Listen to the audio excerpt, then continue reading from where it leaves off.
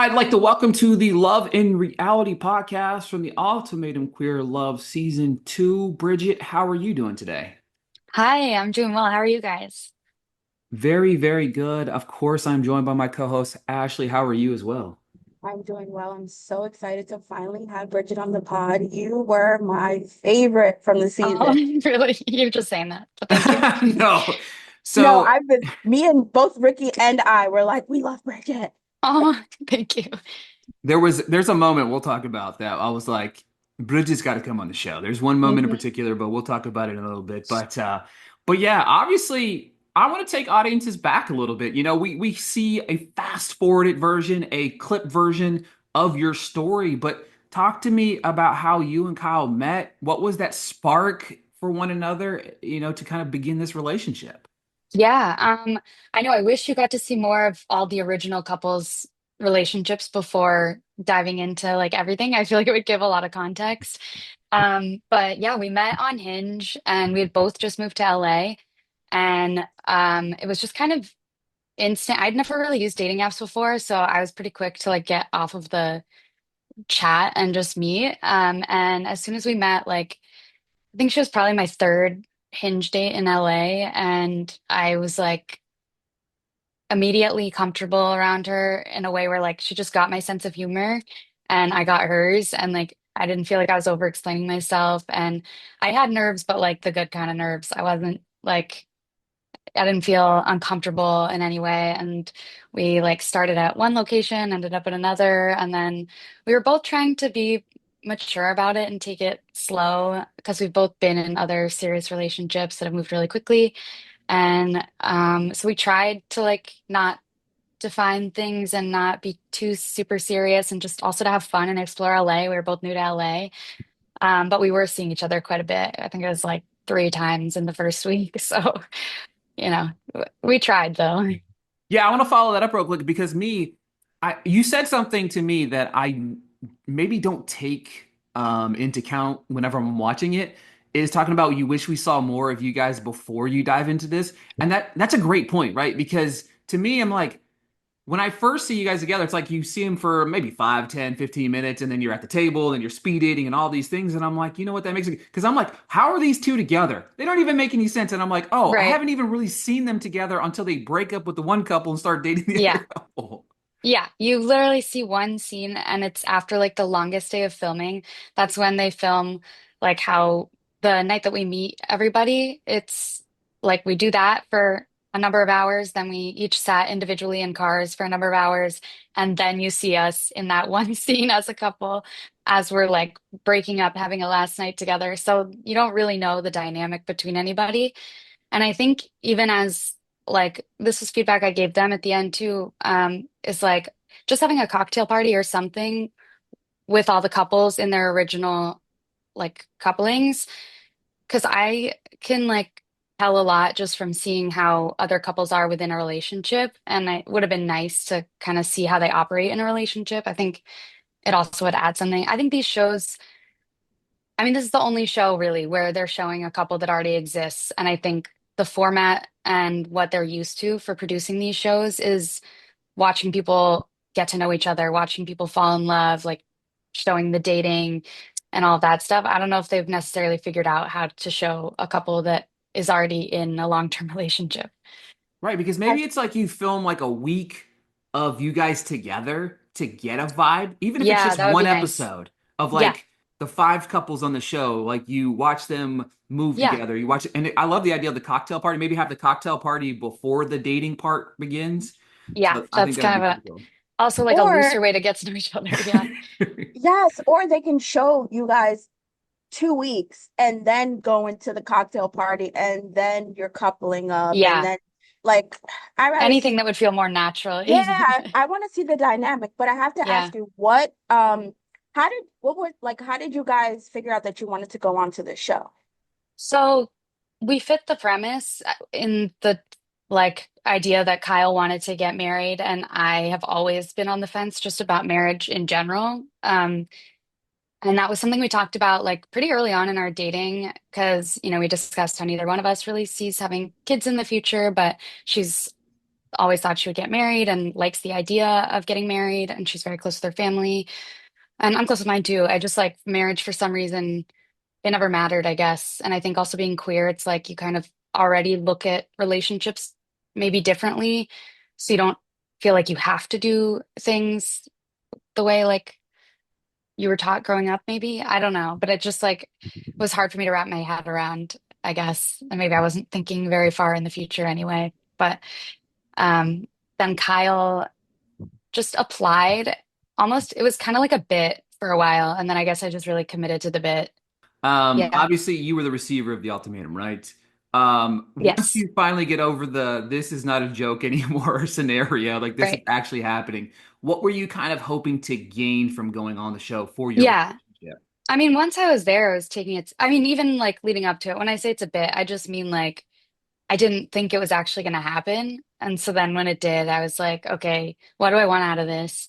I want to like be, well, on the one hand, like see what other people who are queer think about marriage, because like it's not necessarily something I talk about a lot with my friends. And I feel like a lot of my friends feel similarly to how I feel about marriage. And I want to see like how other couples, queer couples, are like defining this and why they want to get married.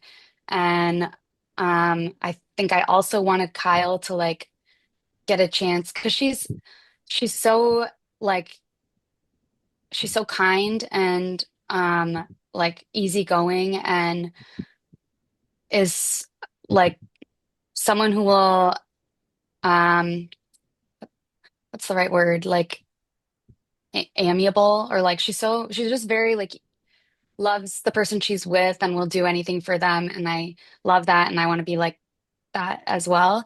And I think on the flip side of that, there's always a fear that it's like, okay, is this person like going to be like this with someone else? Or like, will they go along with what somebody else wants? And I think I just wanted to like make sure she had the freedom to like explore that and see if there's someone else she could do that with, since she was like definitely wanting marriage and I was on the fence about it. And so I think, yeah, both sides of that, like seeing if I could get there and then also seeing if Kyle like could feel the way that she feels about me with somebody else. Yeah, that makes plenty of sense. I mean, because you're putting yourself in an uncomfortable situation because you're already kind of on the fence about the marriage situation, but also seeing like, if not me, like, maybe I'm not that person. Maybe I'm not, quote unquote Kyle's person, but also seeing that maybe this is where maybe I am Kyle's person and maybe Kyle is my person type of thing, right? Yeah, yeah. And I think I had a lot to learn too, like with all of that. Because it's like as much as I wanted her to like explore that and like to get the confidence back from that, like of like, no, she really wants to be with me, like kind of regardless of marriage, even though the point of it is to like get you ready to be engaged. But it's like to me, it's like about commitment and like making sure like if that's specifically what she wants, then like, okay, go see if there's somebody else that can be that for you. But if it is me, then we're gonna figure it out in our way and just do what we want. That makes perfect sense. I had a question. I wanted to know what boundaries did you and Kyle set during the trial marriage? It's gonna sound crazy because I don't know, we didn't have like an explicit discussion about that. I think in my mind, I was like, I know how much you love me. I know how much I love you. And I assume everybody coming onto this experience feels the same, like similarly with their partner. So I think we're all going to come in with that caution and that awareness and like not want to jump into something unless we could see something with that person. Because otherwise, it's like obviously, even though you're broken up and you're doing it for a show, like the concept, like you can't control how you're going to feel about that. And obviously that's going to be upsetting and just make things more complicated if you do decide to like cross lines and make it more intimate than maybe you were comfortable with. So I think, I don't know, maybe I don't know. That's just like how we handled it. No, it makes plenty of sense. It's like the openness of it, but also it's like, hey, there's boundaries that I know if I cross or you cross, it's gonna hurt. You know what I mean? Like that's Yeah. yeah. You know what I I think mean? it's like, figure this out. For me, it was like if there was someone I truly thought I could see myself with, that alone would be enough of a raising of a flag to like need to evaluate my relationship with Kyle. Because I think meeting someone for 3 weeks, it's like that would be very scary if like knowing someone for 3 weeks you were willing to like, I don't know. That's just my Preach, personal, preach, yeah. preach. Yeah, It's It's seriously. like a very unhinged premise for a show, and I like can't believe I went on it, but yeah, that's just my 2 cents. that makes perfect sense to me because I'm like I think the same thing. I'm like if there's somebody that can change my mind in 3 weeks, then I don't belong with the person that I came here Right. with. You know what I mean? Yeah. Like I And yeah, then if that's how you feel, then by all means go for it, correct. explore, do whatever, because at Right. that point you kind of know. But if you're still in the back of your mind being like, okay, and if you like have had no experience with non-monogamy in the past in this relationship, like this seems like a wild way to try it out and hope for the best with your relationship. I'm not saying it didn't work out. I don't think anybody went in with the intentions necessarily to like, I don't think it was like a hall pass for anybody. For sure. That's not at all what I'm saying. I just No. mean like for me, I thought it was kind of like an unspoken, okay, if you think maybe we're not going to make it out of this, then go ahead and do whatever because at that Right. point, yeah, you might as well. For sure. Talk to me about those early stages of speed dating, right? What was that like for you? It was very weird. The first day, you just have 10 minutes with everybody. So it's kind of like an icebreaker, like, you know, barely getting to know anybody. It's kind of just based on like, who did you like have initial comfortability with, I guess. And then the second day, similarly, you're only meeting with like 4 or 5 people, but they're only like 20 minutes. And then after that, you narrow it down to three. And then those are longer, like I think 45-minute dates. And then you have 2 hour long dates, something like that. So you really only have like Two 5 hours. dates because the How, first ones are just kind of Right. In 10 minutes. what's What going can you on. actually learn in 10 minutes, yeah, like Yeah, you honestly? I Like can't know. learn anything in 10 Those minutes. they're yeah. So I kind of yeah. So there were a lot of people who paired up who only had like one long date together. Like I think Megan and Haley only had one long date together, and like Ashley and I only had one long date together. Um, I don't know about everybody else, but yeah. yeah, you get the point. Yeah. Yeah, of course. So you ended up with Ashley Yes. during your trial marriage. What was it about Ashley that I guess attracted you to her? Yeah. A couple things. I liked that. So a lot of the like pairings, they self-described themselves as like masc for femme and like totally cool. But I also really liked how Ashley didn't describe herself one way or another, and I similarly don't. And so I felt like that was something we clicked on, and it was like made me feel more comfortable because it's like I don't necessarily think I fit into either of those boxes. So if somebody's looking for somebody who fits one of those things, then I'm just not gonna work for them. So it was like a nice, to feel like A nice we balance. we yeah, yeah. And then she also just like was very real and very genuine, and I didn't feel like she was like saying things for the camera or like saying things to um like she wasn't like hitting on me in a way that was like inorganic. And I felt like it was just easy to talk to her because the thing I was thinking about the most is like, who can I live with and have conversations one-on-one with the best for 3 weeks? Yeah. And so like Pilar and I got along really well, but we were very clearly, at least on my end, and I think for both of us, like very platonic from the very start. Like we were like talking about our other dates. That's why you see me being like, yeah, I could see you with Kyle for like this experience. I think you'd both learn a lot. Because we were literally talking about our other dates. And that's why you see me talking with her about AJ too. And like we were just open about everything and continued to date each other because again, you're picking the people that you're most comfortable with to talk to because it's uncomfortable to talk to a stranger for 45 minutes to an hour. So, of course, you're going to like keep the people that you are getting along with the best. in your like rotation. So one of my favorite moments early on, and you probably know where I'm going to go with this, but we're all sitting at the table together. You know what I mean? And obviously you clocked AJ. You kind of spoke up.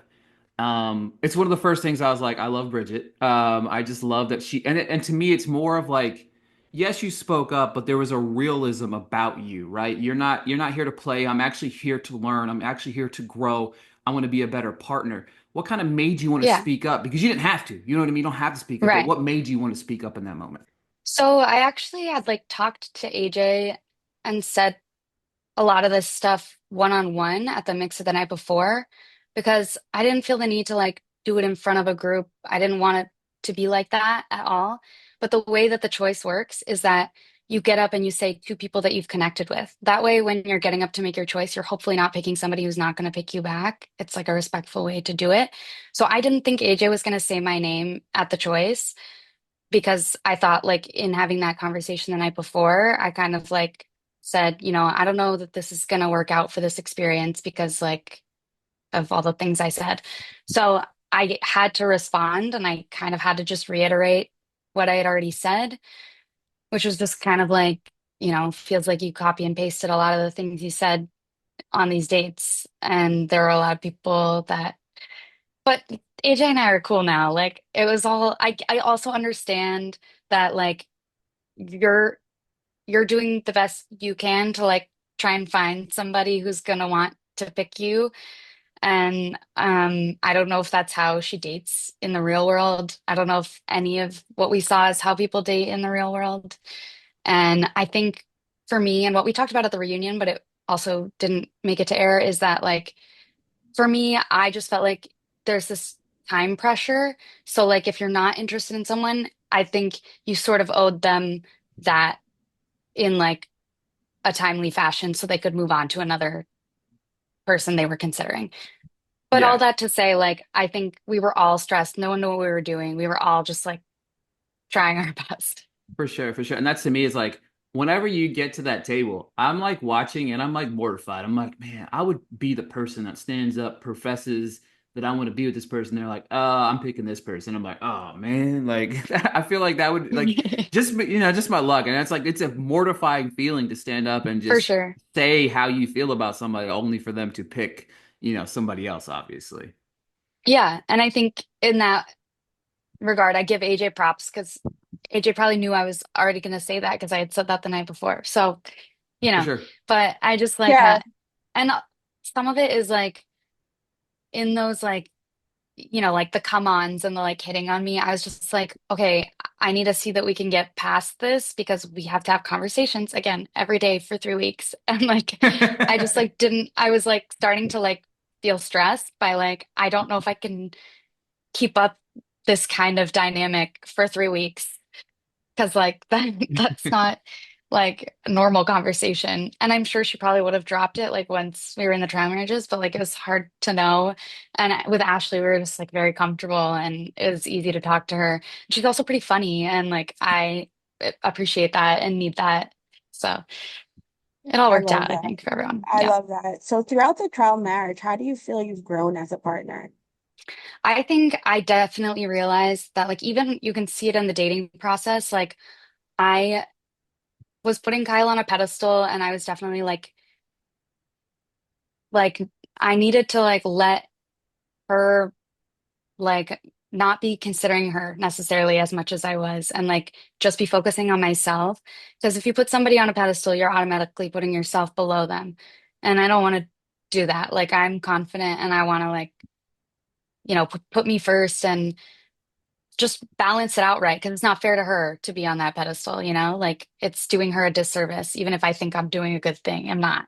So I think I really learned that with Ashley. Like we both really needed to refocus on ourselves, and it has nothing to do with our partners and how our partners treated us. It's just our own histories, what we've been through. Like I think, Ashley got to share some of like her backstory that was like really hard to hear and like I'm glad that she shared it with me and it's awful, but I think a lot of these things can leave a scar and that's what we spent our 3 weeks doing was just kind of like learning ourselves and learning where we needed to grow. And we called each other out. Like I totally told her the places that she needed to work on herself and her relationship. Like to me, it was pretty clear that regardless of whatever happened within her relationship with Marita, because like who knows what the facts are, Ashley clearly felt some kind of resentment. And I think that was stopping her from doing more of these romantic gestures that Marita was looking for. So I don't think it was like, wow, this girl can't buy someone flowers. Like that's not the issue. The issue is that like this girl is hurt over something has that she thinks has happened, whether it has or not. Like I'm not going to speak to whatever the facts are because I Yeah. wasn't there for it. But you know, if like resentment can sometimes make it hard to do those things. Yeah, and that's one of the things I appreciated about you guys' trial marriage because I felt like you guys were trying to prove yourselves on to that Yeah. next phase, right? It wasn't just, you know what I mean? Maybe there is a connection there, but the connection is deeper in the understanding of like this experience is for something deeper. It's something, the Yeah. roots are harder. Let me unpack the things that maybe I need to work on, obviously as a partner, but then also you calling each other out, I think is a beautiful thing as well because it also allows somebody that's not your partner to call you out. And then the respect level between you and Ashley has to be strong because you're allowing each other to call each other out. And it gets a little bit confrontational, but not to the point where it's like, I'm not listening to you anymore, but I know where I need to work. Which follow up to that is like, what's that adjustment period like going from that trial marriage and then back to your original partner? Do you find a little bit of like strife at the beginning of that? And how do you grow from there? Yeah, I think you see it in like the one conversation you see with me and Kyle when we're back together. Um, where I'm like, I'm not trying to be cold. I'm just trying to like use what I've learned and like not let myself just like fold and not say what I want to say. Because in the past, I think I would just like be like, I see someone upset and obviously like I just want to care for them, but like that's doing them a disservice. I need to like still say, like I can still be there for somebody who's hurting and comfort them, but also still hold my ground. And that was like the balance I was trying to figure out. Because like, Kyle's also not doing that on purpose. If she's upset, she's upset. And like it's obviously very hard for her to share things that she knows are gonna potentially hurt my feelings. And we just like care about each other a lot. So I think that made it hard to like share, but we also were excited to show the places that, we think we've grown and what we've learned. That does make a lot of sense. Now I want to know, have you actually watched the show back yet? So we had to watch all of it before the reunion. They like give us iPads and we watch all 9 episodes. And then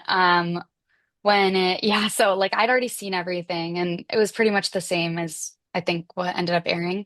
Um, so I watched the first 3 episodes when they dropped, like with friends, and then I um didn't watch the ones after that, mostly because I was just kind of busy and I was like, oh, I've already seen it.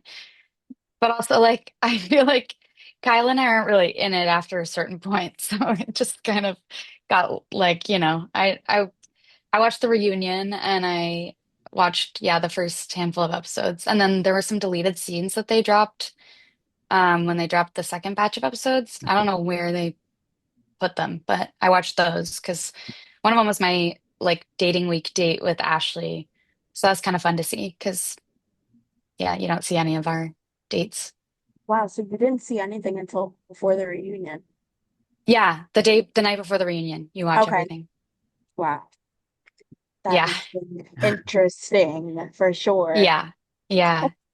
Yeah, that's it's in the reunion. I mean, obviously it's one of the funny things about these shows is like you film. I know how they work. You film all day and then it's condensed into like an hour. So there's a lot of things missing and stuff like that. But Mhm. it's kind of crazy to kind of watch these reunions. And it was crazy to me because I was like, what you said about missing. I was like, you guys kind of go missing, and it's like you kind of figured out what you wanted. You know what I mean? Like you came for what you wanted. You guys started meshing very well, and I think that was kind of a beautiful thing to see as well, right? Yeah, I think. It's been like over a year for everybody too for that. So like, we all have been like working on stuff and I think there are things like most of it nothing came as a surprise to anybody except for Marie. For sure. Marie didn't know things. So I think that's why you see her having a harder time because she is such a sweet soul and she really like doesn't deserve any hate. She was going through a really hard time. And I like everybody on the cast. I like Mel too. I just like really feel for Marie in that reunion. I just don't want people hating on her because she was going through it. Oh, for sure. I definitely felt the same way. And I knew like the internet would take it somewhere Yeah. else. And I didn't like that as well. But how are things with you and Kyle post the show airing? Yeah, we're good. I think it's like so weird.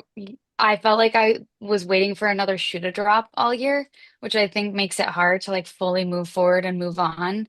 So it almost felt like just a huge relief to have the show come out and to just like close that chapter.